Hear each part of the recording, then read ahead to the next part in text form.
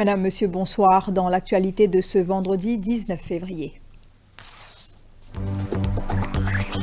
Le contrat de Jonathan Ramasamy comme directeur de la STC est résilié.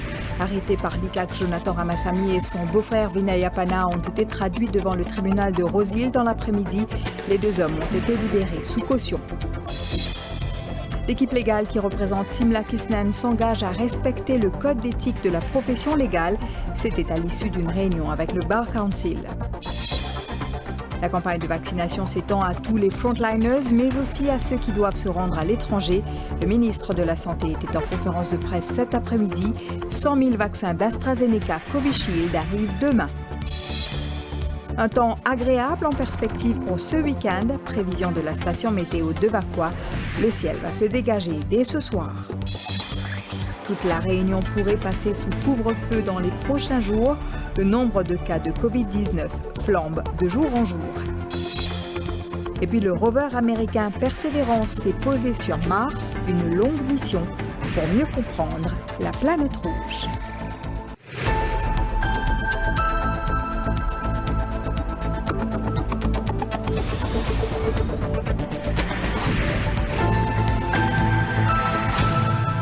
Le directeur de la State Trading Corporation, Jonathan Ramasamy, et Vinay Appana de la compagnie Heavy Technoworld ont été arrêtés aujourd'hui.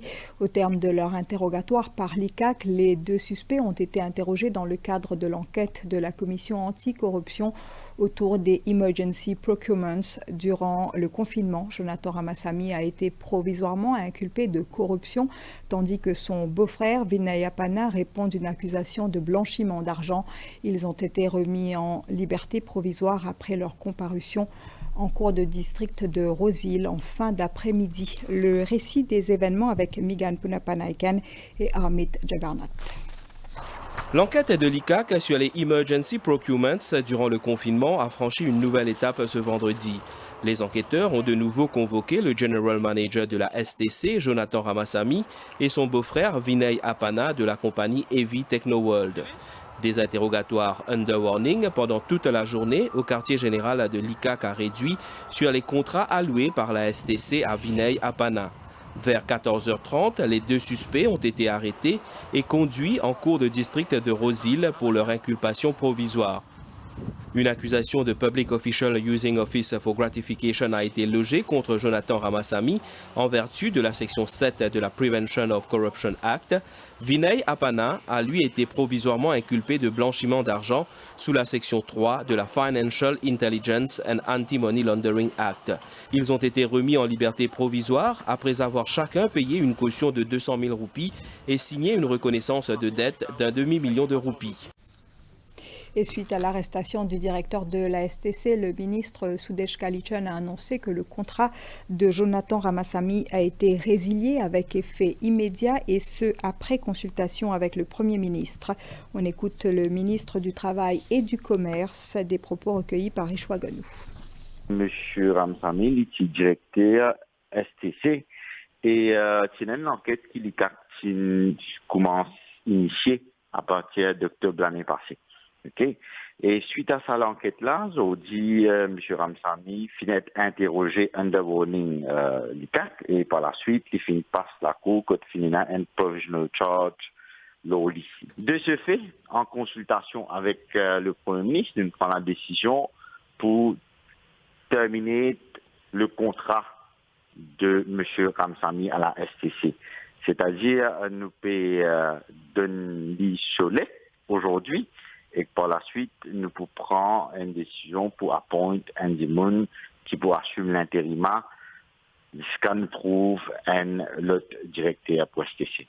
Bon, les CAC peut continuer à faire sur l'enquête dans l'affaire et effectivement, nous pouvons agir par conséquence de retombées de l'enquête de l'ICAC. L'équipe légale qui représente la veuve de Subramania Kisnan et Komada Sorminaden s'engage à respecter toutes les provisions du code d'éthique de la profession légale. Ramavaladen et Roshibadin ont apposé leur signature sur un document à cet effet à l'issue d'une réunion au Bar Council présidée par Yatin Varma. Kavin Tapessar. Le panel d'avocats représentant la veuve de Supramania Kisnen et de Kumada Sauminaden ont répondu à l'invitation du président du Bar Council, une réunion pour dissiper les malentendus, mettre les différends de côté et rédiger un communiqué commun. Maître Sanjeev Bakori et Maître Joy Bihari ont agi en tant que médiateurs entre les deux parties. Nous avons fait une consultation avec les deux parties over the last few days. Aujourd'hui, à la suite de cette consultation-là, les deux parties finissent retrouver sur la même table et finissent discuter. Et de tous les deux parties finissent accepter, mettre ces différents-là derrière eux et guetter l'avenir.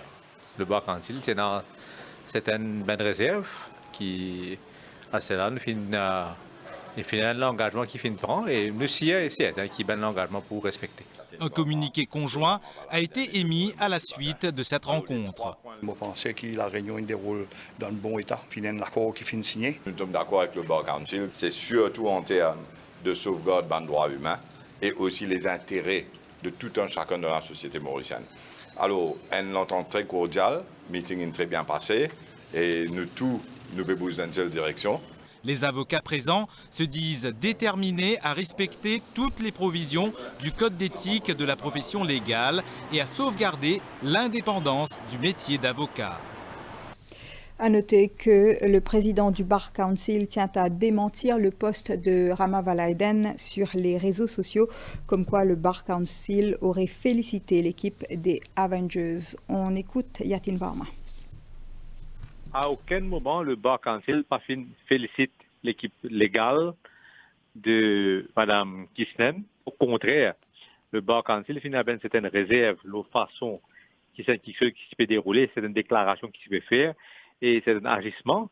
Et nous faisons une rencontre aujourd'hui, que nous faisons faire état de sa réserve qui nous est là et l'engagement qui un avocat là prend. Et nous bien quoi qu'ils pour respecter ça l'engagement là et moi pas tout ça correct qui détourne ce qui finit arrivé aujourd'hui. C'est totalement faux qu'à aucun moment le Bar Council pas félicite ça l'équipe là. Nous finissons un joint statement qui nous finit signé et si en cas devant les autres choses qui le Bar Council trouvé qui pas correct et nous pouvons prendre action qui bien prendre. Un coup d'œil à la météo plutôt pour continuer. La station de Vakwa note une amélioration du temps et annonce qu'il fera beau dès ce soir. Et c'est un temps clément qui nous attend ce week-end. Soumeira Oubarali. La zone d'instabilité qui influençait notre temps depuis quelques jours a permis notre île d'enregistrer 30 mm de pluie en moyenne. La région de Providence a été la plus arrosée avec 52,2 mm de pluie, suivie de nouvelles découvertes avec 47,2 mm de pluie. Titracout a enregistré un taux de pluviométrie de 43,2 mm. Depuis cet après-midi, une amélioration a été notée, une embellie qui se poursuivra durant le week-end. C'est graduellement ce qui nous observe qui va être condition devant une couche en haute altitude surtout, il commence à venir défavorable pour ce système-là, donc il commence à créer ce système-là. C'est vrai qu'on bouge vers l'après-midi, en termes de la pluie, il diminue, l'intensité aussi diminue, et éventuellement vers 3 heures, nous remarquons qu'il commence à avoir un peu de soleil un peu partout, et les temps finit à améliorer. Maintenant, c'est que nous attendons à soir aujourd'hui, les temps pour rester bon. Pour le moment, nous avons des vents de la pluie isolée devant nos gens de terre, ça dit que l'atmosphère est déjà humide. L'amélioration est finie commencer aujourd'hui même, mais toutefois, il y a d'autres nuages que nous attendons qui traversent demain matin. Et les cas de nous un peu la pluie. Mais par la suite, samedi, au cours de la journée, nous trouvons qu'il est temps, en gros, même ligne finie améliorée. Et nous m'avons dit pour comment changer graduellement les plus secs. Rodrigue également a vu une amélioration, beau temps à partir de ce soir. La campagne de vaccination contre la COVID-19 s'intensifie à partir de ce lundi 22 février. Tous les employés des secteurs clés comme la santé et l'industrie du tourisme, ainsi que ceux de l'aéroport et du port et de la force policière pourront se faire vacciner. Se faire administrer le vaccin AstraZeneca Covishield. Ils pourront se rendre dans les centres de vaccination des 5 hôpitaux régionaux. Le ministre de la Santé était en conférence de presse cet après-midi. Le docteur Kailesh Jagatpal précise également que les personnes qui se rendent à l'étranger pourront aussi se faire vacciner. Pour ce qui est de l'administration de la deuxième dose du vaccin AstraZeneca Covishield, elle se fera après 12 semaines. 100 000 des 300 000 vaccins commandés du Serum Institute of India arrivent demain matin. On écoute le ministre Jagat Pal. Jusqu'à aujourd'hui, nous finissons faire 4422 vaccins. Maintenant, à partir lundi, il y a un nouveau développement, le nouveau programme de vaccination. Maintenant, le vaccin est ouvert à tous les frontliners dans tout ça secteur qui m'a mentionné là. Ça veut dire que la santé publique et privée, y compris ONG qui travaillent dans la santé. Tous les employés de la police, National Coast Guard et Mauritius, les employés qui travaillent dans l'aéroport et dans le port, et aussi les employés qui travaillent dans l'industrie du tourisme. Comme ça, maintenant, le vaccin est pour nous capables de faire à plus beaucoup de monde. Tout ça, de monde là, vous êtes capables de faire vaccin dans l'hôpital.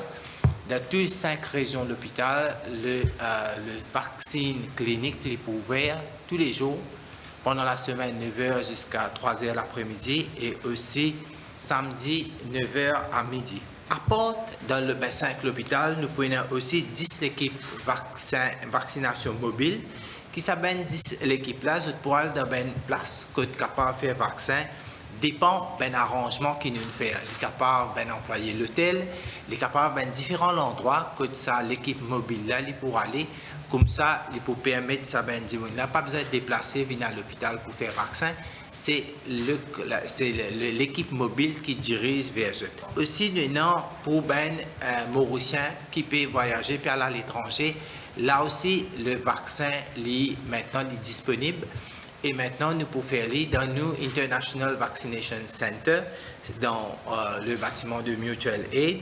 Et là, nous pouvons faire pour un jour spécifique. Alors, chaque semaine, nous pouvons envoyer un communiqué. Dans nos communiqués, nous pouvons déjà dire qu'ils ont le vaccin disponible pour nous faire lire.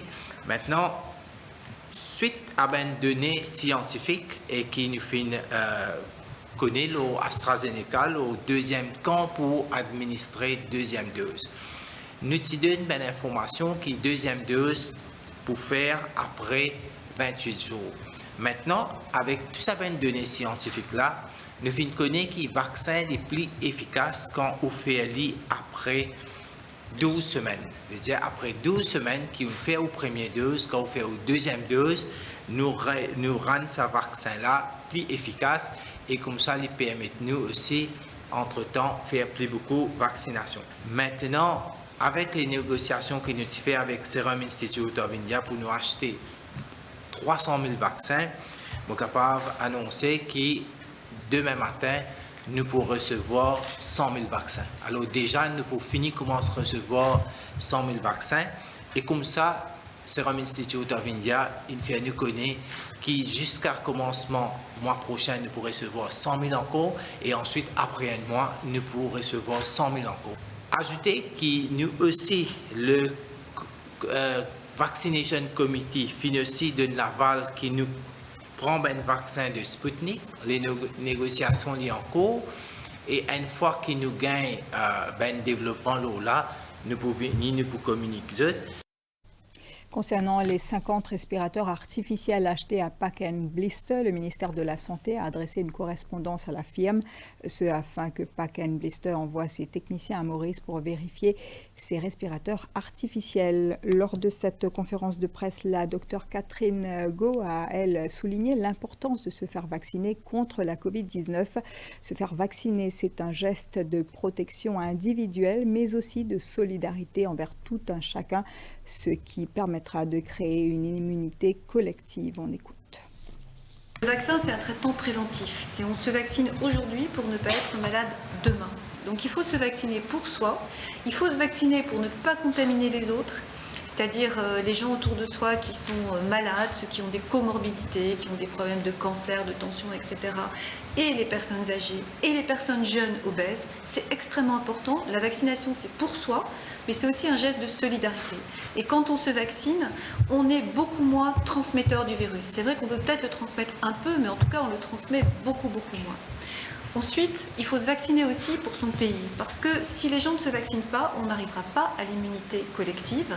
Et l'immunité collective, c'est la condition pour pouvoir que Maurice et que le monde entier vivent normalement, comme avant. Donc il y a un enjeu très important. On a la chance d'avoir un accès au vaccin qui est sécurisé. Nous avons le vaccin AstraZeneca. Le ministre vous a dit, on a écarté, parce que les données scientifiques ont changé, on a écarté le moment entre le premier et la première plutôt et la deuxième dose. Avant, c'était 28 jours. Mais 28 jours, ça donne à peu près 55% de protection.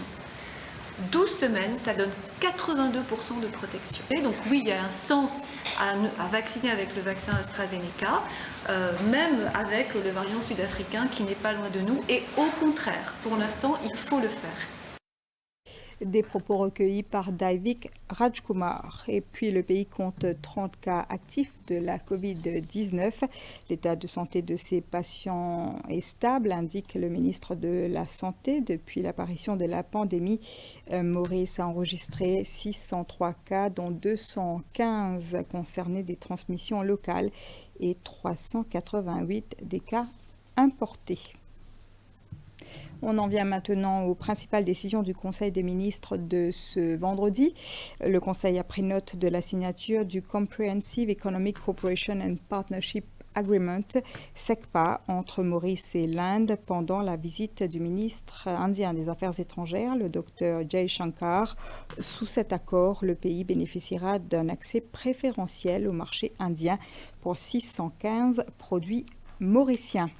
Le Conseil a approuvé la signature d'un Memorandum of Understanding entre le gouvernement de l'Inde et celui de Maurice. Ce MOU concerne la protection des consommateurs et de la métrologie légale. Le cabinet a pris note de la mise en œuvre d'une unité de transplantation rénale à l'hôpital Nehru par le ministère de la Santé avec une aide financière de 10 millions de dollars du gouvernement indien. Un Joint Project Monitoring Committee comprenant des représentants des autorités indiennes et du ministère de la Santé sera mis sur pied en ce sens.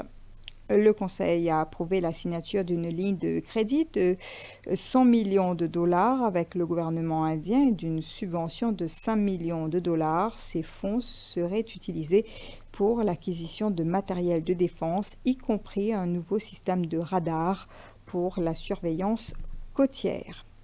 Le cabinet a donné son accord à la refonte du système de carte d'identité nationale, le matériel et les logiciels existants de l'ensemble du système ayant atteint leur fin de vie et de support.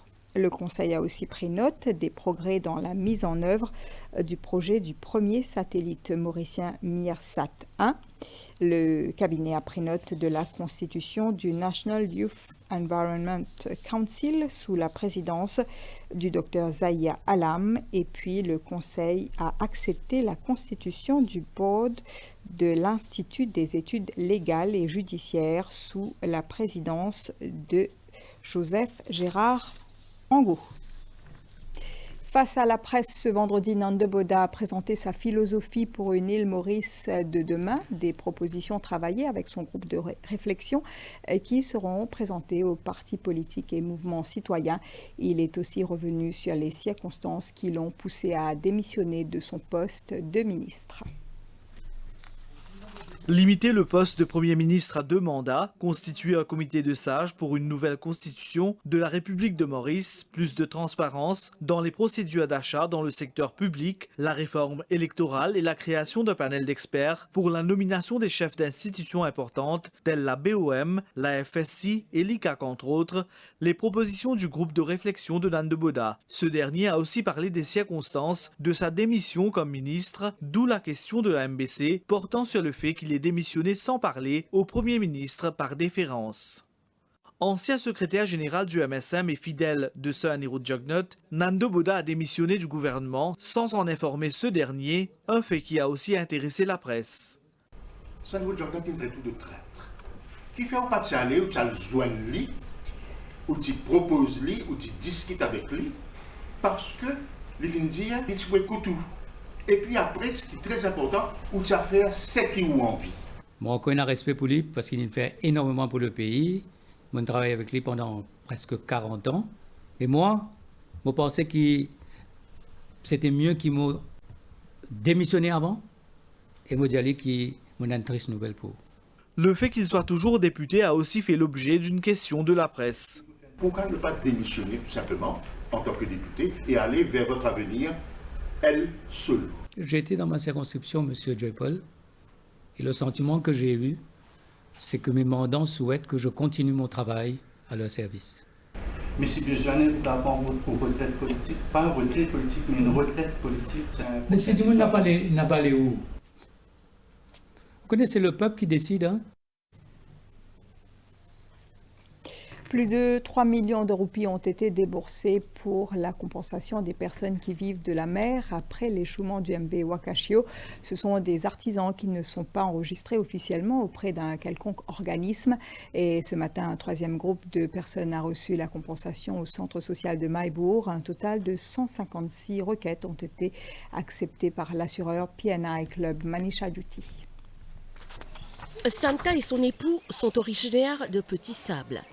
Ils sont parmi les personnes vivant de la mer qui se sont rendues ce matin au centre social de Maïbourg pour percevoir la Solidarity Grant du gouvernement.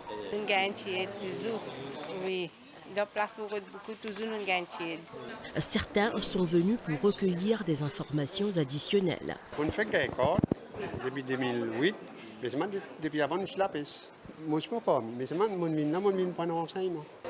Ce dédommagement est pris en charge par PNL Club, l'assureur de la compagnie japonaise Nagashiki Okayu Limited, propriétaire du Wakashio. Entre-temps, au large des côtes de Pointe-Desny, le démantèlement de la poupe du MV Wakashio se poursuit. Les opérations qui ont débuté le 17 février dernier, c'est la firme chinoise Liyonggang Dali Underwater Engineering qui mène cet exercice avec l'appui de la grue Hongbang 6. Les opérations devraient durer environ 25 jours. Un laboratoire d'innovation numérique à Eben. Cet espace de travail est dédié aux étudiants et aux chercheurs. C'est un projet conjoint de l'Université de Maurice et de la compagnie Ceridian. Il permettra une meilleure interaction entre les dernières technologies et les compétences. Shrina Apadou, Jalila Senali. Étudiants et chercheurs pourront travailler ensemble dans ce nouveau laboratoire d'innovation numérique. Ils pourront y mener des recherches axées sur les problèmes et ainsi accélérer la percée technologique. Un projet conjoint de l'Université de Maurice et la compagnie Ceridian. Ce laboratoire, avec ses 25 postes de travail, devrait inciter les étudiants et les chercheurs à libérer leur potentiel. Un partenariat public-privé salué par la vice-première ministre et ministre de l'Éducation, Lila Davidou-Kon-Lutchman. Selon elle, une telle expertise combinée peut aider à relever les défis en encourageant les talents locaux dans la filière TIC.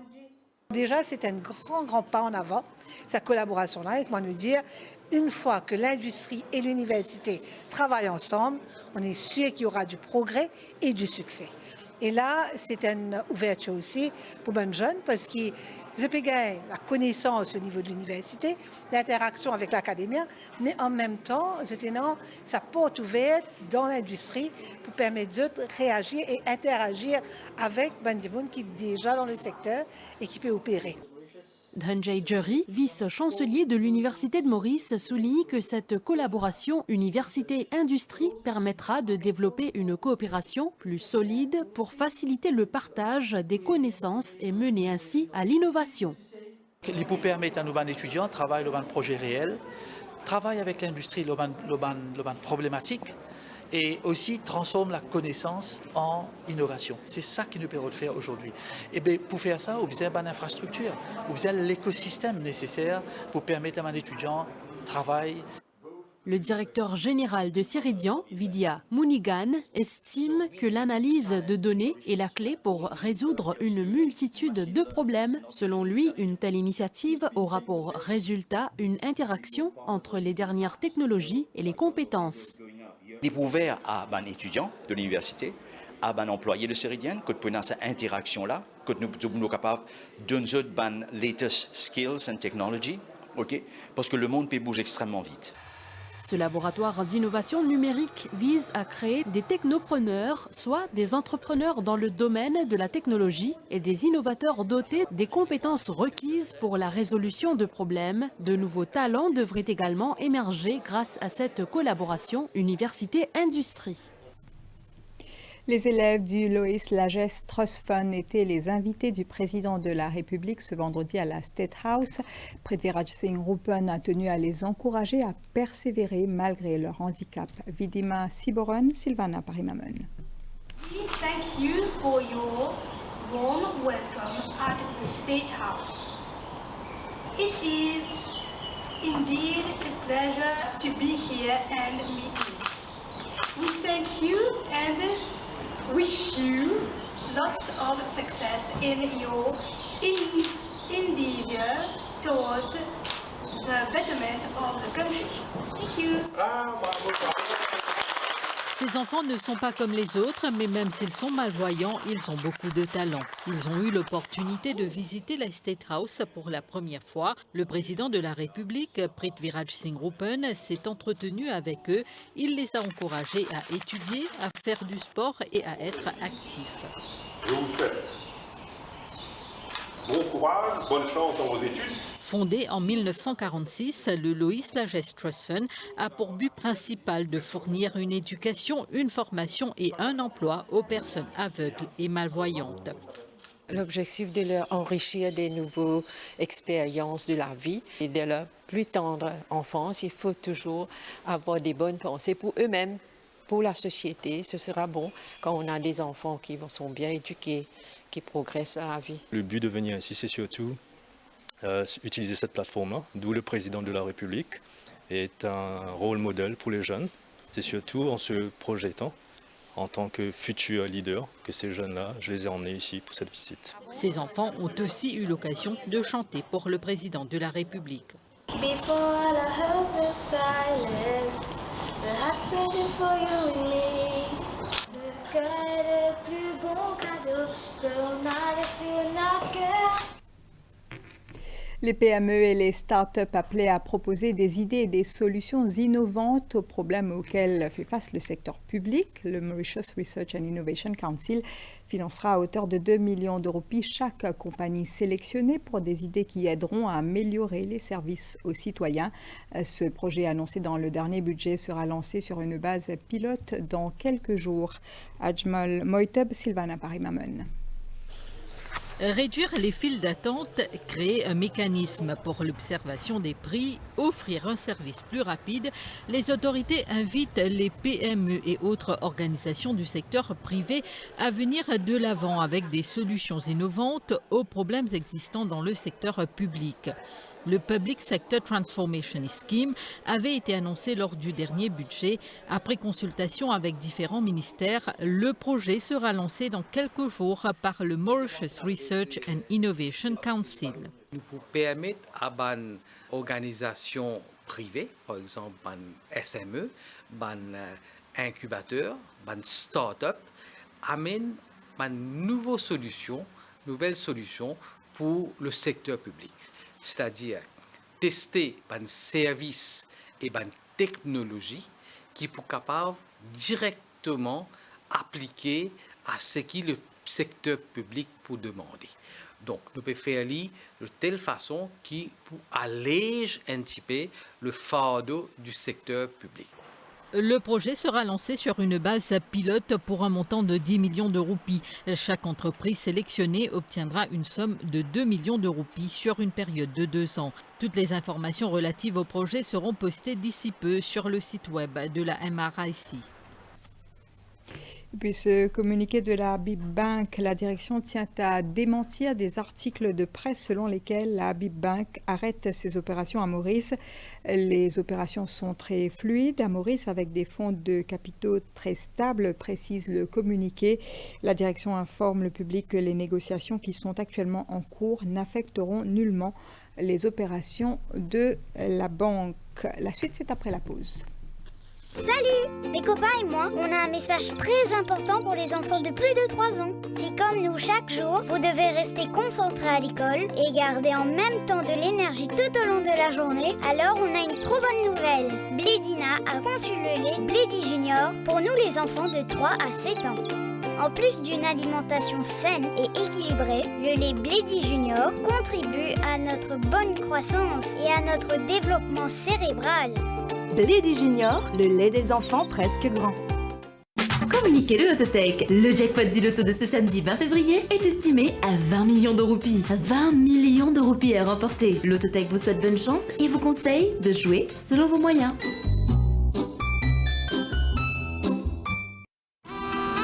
Le jour où le monde s'est arrêté, le jour où l'on s'est retrouvés. À table, c'est prêt. Car nous avons appris à savourer chaque moment qui s'offre à nous. Et cela n'a jamais été aussi rafraîchissant.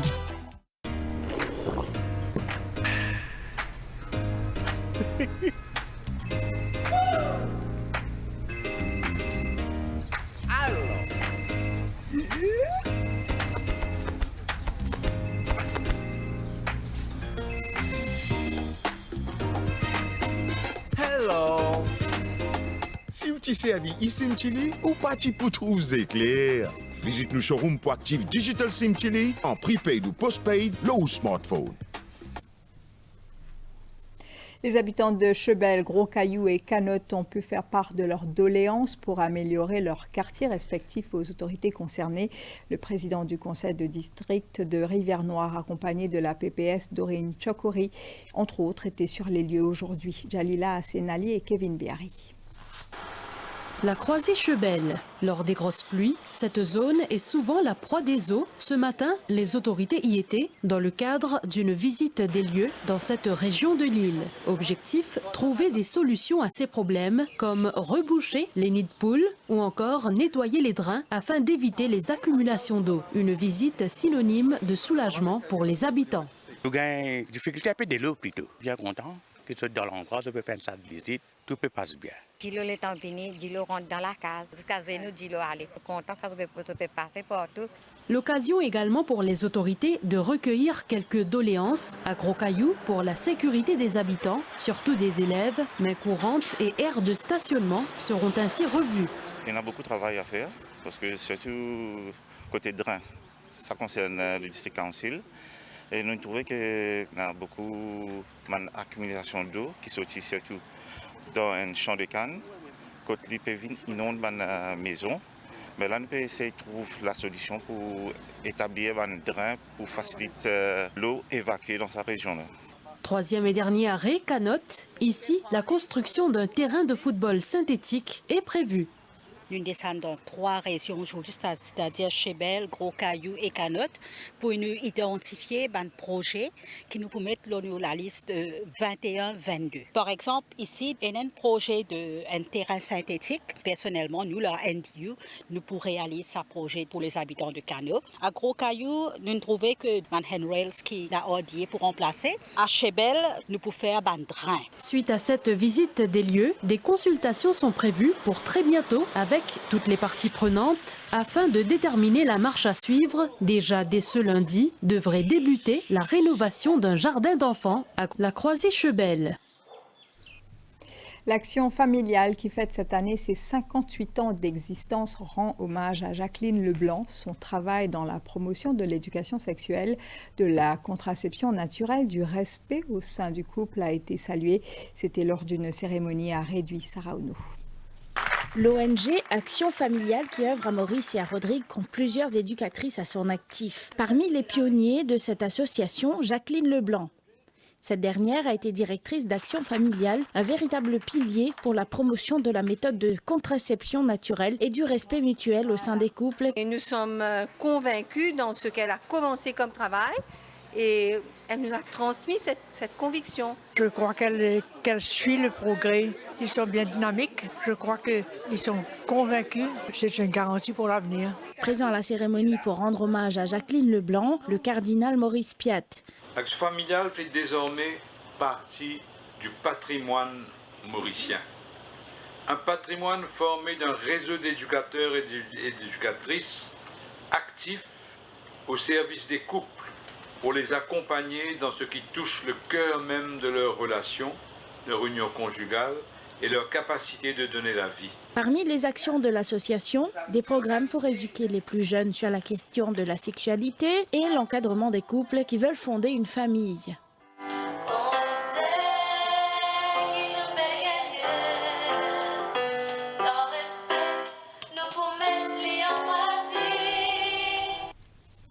Et puis la Mauritius Marathi Mandali Federation rend hommage à Chhatrapati Shivaji Maharaj.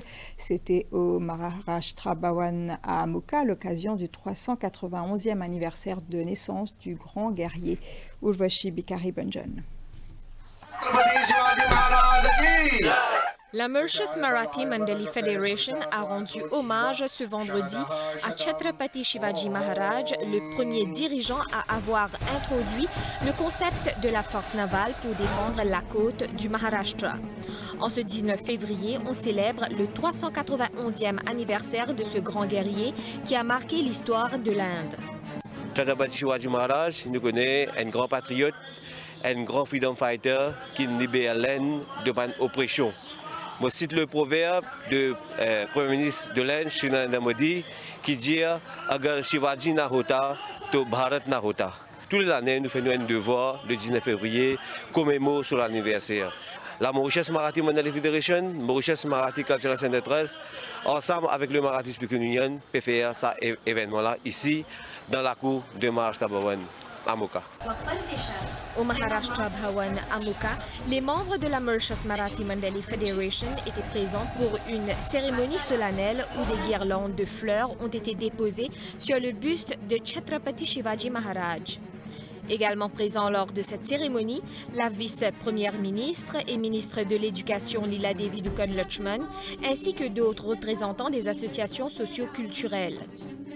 La fédération qui se prépare déjà à célébrer le Maharashtra Day et Shivaji Day le 1er mai prochain. Et le salon de la Maison de l'Habitat et du Jardin sera ouvert au public du 26 au 28 février au Trianon Convention Center. Plus de 100 stands réunissant des entrepreneurs locaux seront proposés, l'occasion pour les Mauriciens de découvrir le savoir-faire local en matière de mobilier, de décoration et d'accessoires à Stagobine. Après le succès rencontré en octobre dernier, le Salon de la Maison, de l'Habitat et du Jardin revient pour une nouvelle édition au Trianon Convention Center du 26 au 28 février. Les objectifs sont de promouvoir les produits locaux et artisanaux en offrant aux entrepreneurs l'opportunité de mettre en valeur leurs talents en cette période marquée par la COVID-19. La situation actuelle a obligé beaucoup d'entrepreneurs à avoir recours à l'artisanat local. Mettre l'emphase de local produce, l'économie locale et made in Mauritius. C'est pas un salon exceptionnel, on a beaucoup d'exposants, on a une food court extraordinaire, des pépinières, un coin d'enfants, et Fashion Corner, donc une occasion à ne pas rater. Les clients auront la possibilité d'acheter des meubles fabriqués localement, des articles de décoration intérieure et des accessoires pour le jardin. La plupart, à peu près 80%, participants qui l'année dernière qui participaient dans nos salons de la maison peuvent participer. Et ça n'a rien de nouveau encore. Un service de navette sera mis à la disposition du public à Rosine, Eben et Réduit. L'entrée au salon est gratuite. Il y aura également un food court et une zone de divertissement. Le jour où le monde s'est arrêté, le jour où l'on s'est retrouvé. À table, c'est prêt. Car nous avons appris à savourer chaque moment qui s'offre à nous.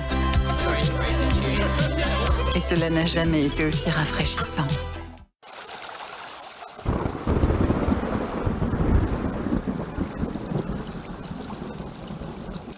Moi, maman la nature, de acte d'irresponsabilité pour détruire mon existence.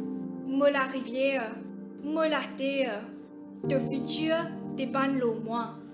De action pour déterminer de sort, pas le mien.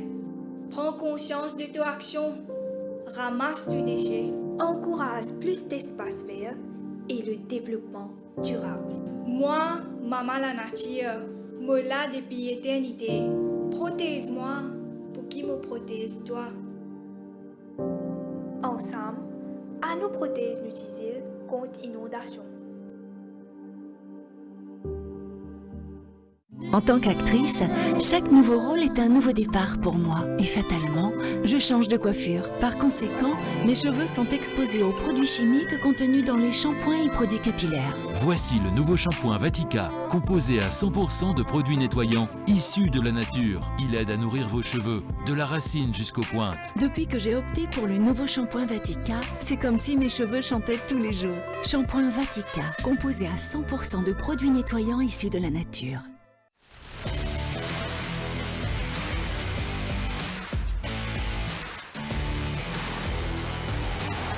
la catastrophe une fois de plus, la descente aux enfers se poursuit pour les Reds.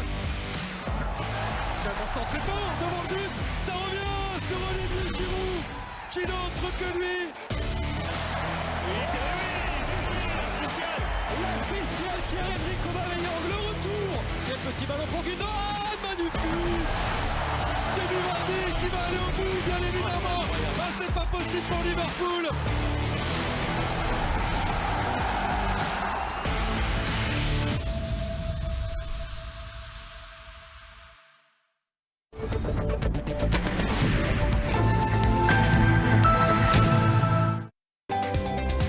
La page internationale avec Winners. Winners, toujours plus près de vous.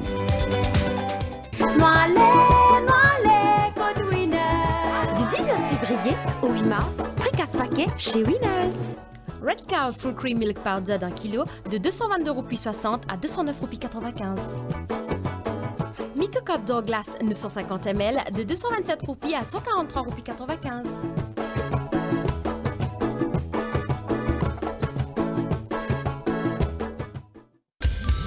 Winners, toujours plus près de vous. Un couvre-feu sur l'ensemble de la Réunion est envisageable dans les prochains jours. Le préfet de la Réunion, Jacques Billon, l'a déclaré dans un entretien accordé à Réunion la Première hier. Il se dit préoccupé par la propagation du coronavirus dans l'île et la dégradation de la situation sanitaire. L'île compte en moyenne 94 nouveaux cas de Covid-19 par jour. Écoutez. On n'est jamais certain, mais c'est mon devoir, notre devoir de s'y préparer. Très clairement, un couvre-feu sur l'ensemble de l'île, c'est envisageable dans les prochains jours? C'est envisageable dans les prochains jours si le nombre de communes avec un taux d'incidence supérieur à 100 continue de grimper. À côté, à Mayotte, la Covid-19 fait grimper la demande en cercueil. En un week-end, 20 cercueils ont été commandés. En temps normal, c'est une commande étalée sur 6 mois. L'obligation de la mise en bière pour les personnes décédées de la Covid-19 en est la principale raison. Voyez cette correspondance. C'est la dernière commande, arrivée hier après-midi par avion. Sur les 10 cercueils, 2 sont déjà partis en quelques heures. Je fais venir 10 cercueils de la Réunion. Mon confrère a fait venir 10 cercueils de la Réunion samedi. Mardi matin à 8 h, ni lui ni moi n'avions de cercueil. Donc nous avons consommé en 3 jours 20 cercueils à 2. 20 cercueils écoulés en un week-end. En temps normal, il faut près de 6 mois pour les vendre. L'explosion de la demande est liée à l'obligation de mise en bière des personnes décédées du Covid. L'usage du cercueil, c'est la seule façon de mettre une barrière physique entre une personne atteinte et décédée du Covid ou probablement Covid. S'il y a suspicion, on doit avoir les mêmes gestes, donc les mêmes obligations. Mais la mise en bière définitive permet d'isoler le virus. Pourtant, toutes les familles ne jouent pas forcément le jeu, ce qui laisse craindre d'autres formes de contamination. Pour Jean L'Huillier, il faudrait baisser les taxes sur les cercueils afin d'aider les plus démunis à se protéger lors des enterrements. Ses confrères optent plutôt pour une production locale, pour baisser les prix et éviter la pénurie. Car pour l'heure, une seule entreprise fournit Mayotte et La Réunion, avec le risque de nouvelles pénuries en cas de flambée épidémique dans le département voisin. Une conférence virtuelle des 7 pays les plus industrialisés de la planète se tient ce vendredi. Ce sera le premier grand rendez-vous international de Joe Biden et il sera largement consacré à la crise sanitaire. Emmanuel Macron y participe avec une ambition, convaincre ses partenaires des pays les plus riches de réserver 5% des doses de vaccins dont ils disposent pour permettre de lancer rapidement la vaccination dans les pays en développement. Cynthia Moutou. Le président américain Joe Biden promettra ce vendredi, lors de la réunion virtuelle du G7, 4 milliards de dollars pour le dispositif COVAX de vaccination anti-Covid, a indiqué la Maison-Blanche. Une première tranche de 2 milliards de dollars sera débloquée très rapidement et une deuxième tranche de 2 milliards de dollars sera progressivement débloquée sur 2 ans en 2021 et 2022. Le président français Emmanuel Macron a lui proposé que les pays riches transfèrent 3 à 5% des doses qu'ils ont en stock à l'Afrique. L'Afrique, qui subit une seconde vague de coronavirus, a passé la barre des 100 000 morts depuis le début de la pandémie. La France compte plus d'1 million de personnes ayant reçu 2 doses de vaccin contre le Covid-19, alors que la circulation du virus est toujours intense, avec plus de 22 000 cas positifs, selon les chiffres de Santé publique France. L'Algérie va recevoir dans les prochains jours un don de 200 000 doses de vaccin chinois Sinopharm. Le pays devrait également recevoir entre 700 et 800 000 doses de vaccins dans le cadre de l'initiative COVAX. Et à noter que depuis fin décembre 2019, le nombre de morts à cause de la pandémie a dépassé les 2,4 millions dans le monde. Les Nations Unies ont présenté hier un nouveau rapport majeur sur l'environnement. Son secrétaire général parle de 3 crises environnementales indépendantes. Antonio Guterres prévient que sans l'aide de la nature, nous ne pourrons ni prospérer ni même survivre. Selon ce document, le monde pourrait s'attaquer en même temps aux crises du climat, de la biodiversité et de la pollution. Il faut donc une action urgente de la part de l'ensemble de la société. Et après un voyage de 7 mois dans l'espace et une descente vertigineuse de 7 minutes, le rover de la NASA s'est posé sur Mars. Hier soir, sa mission en apprendre plus sur une éventuelle présence de vie passée sur la planète rouge et elle devrait prendre plusieurs années. La NASA a communiqué une image prise par le rover sur place, une image en noir et blanc sur laquelle on peut voir l'ombre du véhicule projeté au sol. Probe executed its delicate landing maneuver without help from NASA's mission control. Touchdown confirmed. Perseverance safely on the surface of Mars, ready to begin seeking the sands of past life. C'était la page internationale avec Winners. Winners, toujours plus près de vous.